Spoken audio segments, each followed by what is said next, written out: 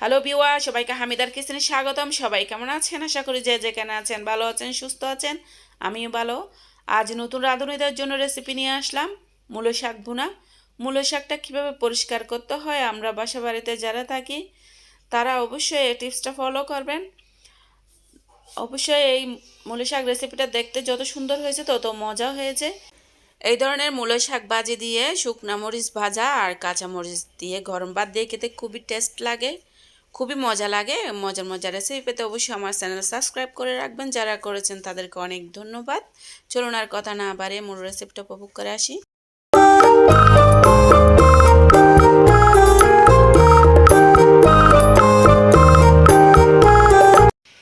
শুরুতে এখানে আমি কিছু মূলো শাক নিয়েছি। মূলো শাকগুলো একটা বলে করে পানি নিয়ে আমি হাত দিয়ে টুকরা করে ভালো করে ভিজিয়ে রাখবো বেশ কিছুক্ষণ, কারণ শাকের ভিতরে অনেক বালি থাকে, বালিগুলো যাতে হাড়ের তলনিতে পড়ে যায়, সেজন্য আমি বেশ কিছুক্ষণ ভিজিয়ে রেখেছি।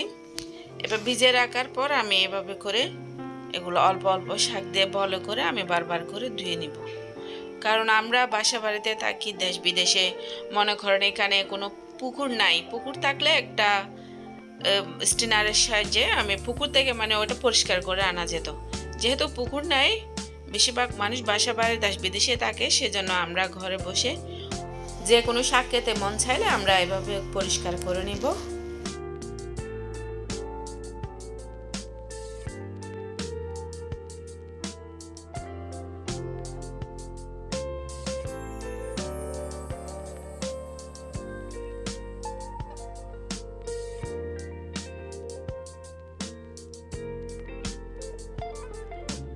মূলো শাকগুলো প্রায় ধোয়া শেষ। আমি একটা স্ট্রেনারে পানি ঝরার জন্য রেখে দিয়েছি। এখন আমি একটা চাকু দিয়ে এগুলা কুচি কুচি করে নিচ্ছি।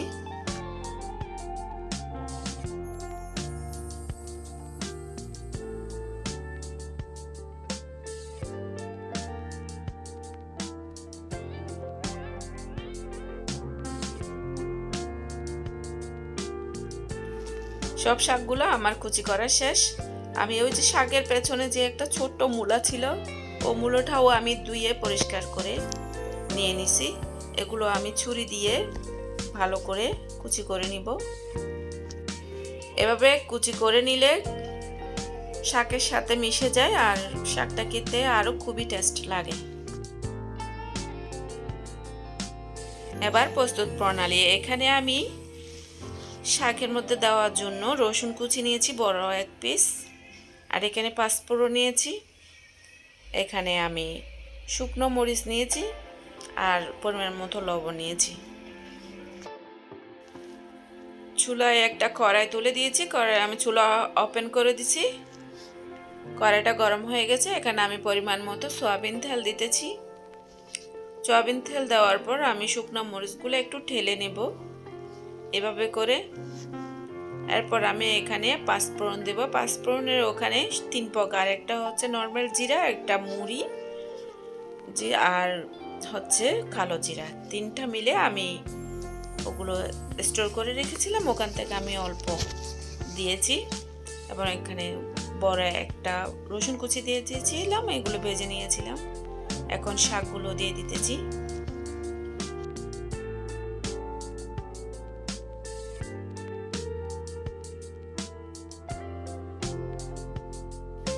পরিমাণ মতো লবণ দিতেছি।